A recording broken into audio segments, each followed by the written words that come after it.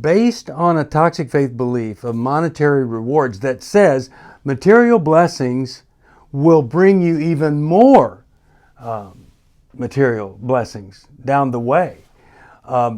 It's like investment tithing. Give this, you're going to get that. It's going to be even bigger.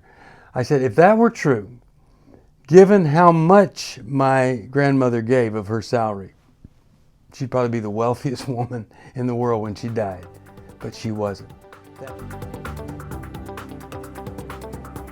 From New Life Ministries, this is Going Deeper with Stephen Arterburn. I'm Stephen Arterburn. And Going Deeper is all about taking the tough issues, the hard issues of life, looking a little bit deeper inside so that we can gain some insight into our lives. Hi, Steve Arterburn here. Thanks for joining me for Going Deeper. We are in this series on toxic faith, looking at some of the toxic faith beliefs that poison the faith, stand in the way of our relationship with God, really get it plugged up and walled off, and also hurts us with other people too. It's all from this book, Toxic Faith. I wrote it with Jack Felton, and you can still get a copy of it. You can find that at 1-800-NEW-LIFE. We've gone through, we've gone through 4 of these beliefs, and I want to talk to you about this 5th one. When I was going to seminary, I would listen to Christian radio many times at night coming home from work, or I was a minister of music and youth in a little church in McGregor, and I would listen to radio preachers on the way out there and back in the evening. And of course, my favorite was Chuck Swindoll. And I just, oh my goodness, the wisdom he had and the way he communicated, I actually had a little thought, maybe I could be like him one day. Well, that would be impossible, but I just respected him so much. So I grew up, made a mess of my life, riding around in the car, listening to Chuck Swindoll, and he says this: your past just ended 1 second ago. So why would you live in it? Boom. See, I thought it was my job to show God that nobody had ever felt worse about what they had done than me. So I thought I was supposed to live in the shame of it all, but I wasn't. Satan wanted me to live in shame. God had another plan.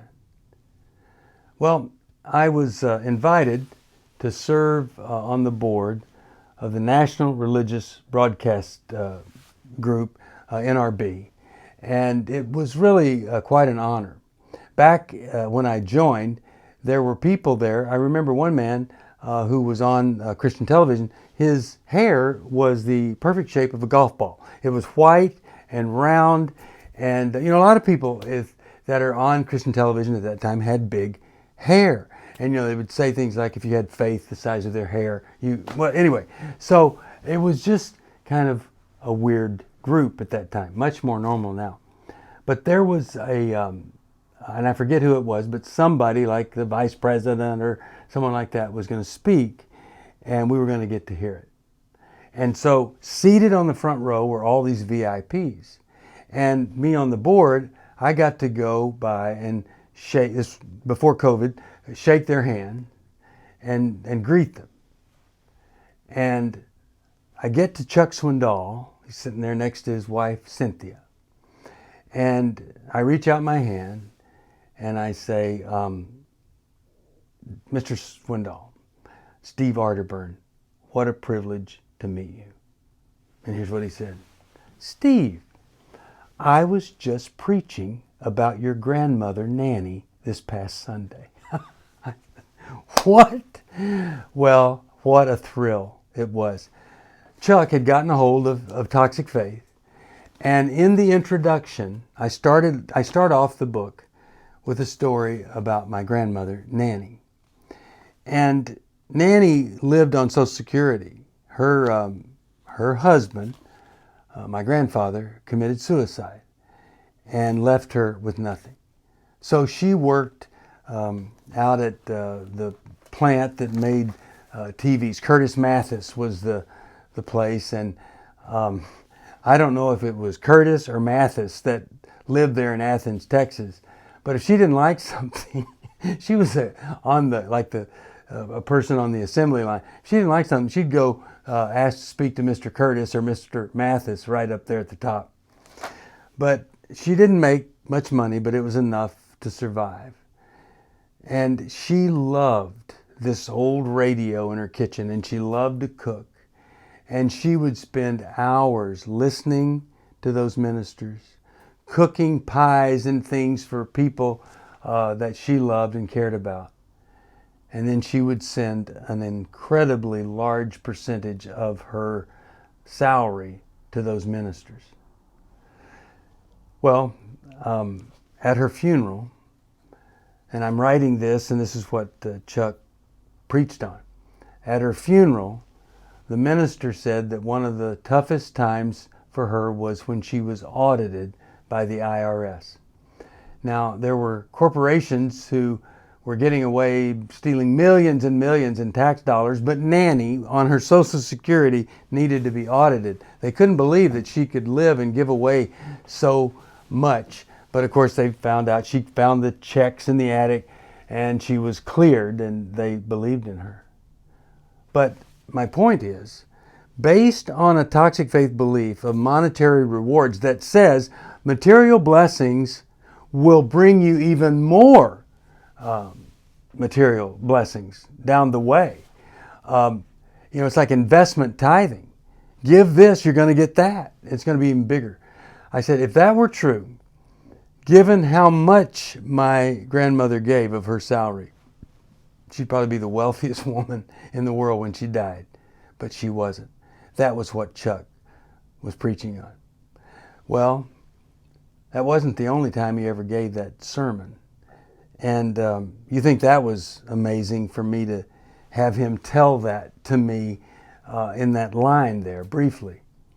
But one of my nephews, great guy, went to Chuck's church in Dallas after he moved from California to Dallas and was sitting there, and Chuck was using my nephew, which is his great-grandmother, Nanny was his great-grandmother, used her in his sermon. Now, can you imagine you're sitting there and you're going, well, this sounds a lot like my great-grandmother. And sure enough, it was.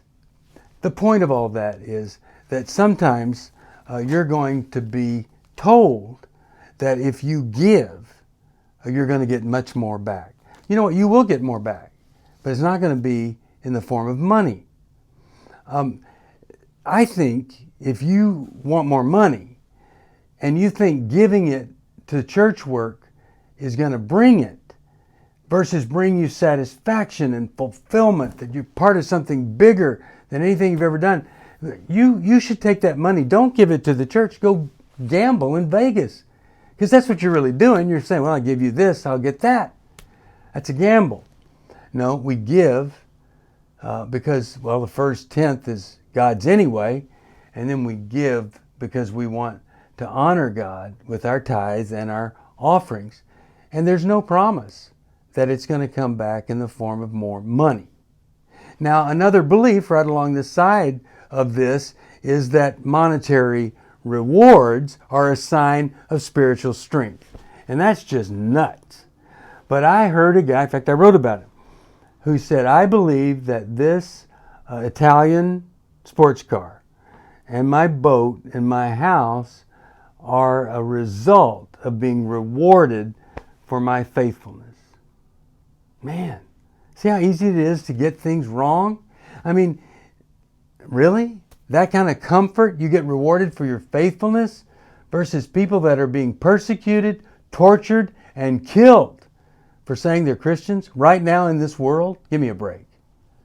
So much of the stuff in toxic faith, it's all about the United States or Canada or England. It's all about this part of the world, not third world countries. They don't work in third world countries. So if you're giving to get more, or you believe that more, you've got more than other people, is a result of your faith, then you are succumbing to toxic faith, number 5 and number 6, those beliefs. We give because we're grateful and we want to honor God. And it's not going to make us wealthy, Otherwise, Nanny would have left me a lot of money when she died. But she didn't, because she didn't have it. She did leave me her Bible with all her notes in it. King James, of course. I'll have to share some of that with you sometime. It's all the time we have for this Toxic Faith episode. Hope you'll join me next time. We'll keep going in the beliefs that destroy the faith and poison it. See you then. Thank you for joining me for Going Deeper. I hope something I've said may have helped just a little bit. If you have a question you'd like me to answer or comment, just email me at stevesocial@newlife.com. I'll see you next time. If you want to support Going Deeper with Stephen Arterburn, be sure to subscribe so you never miss another episode.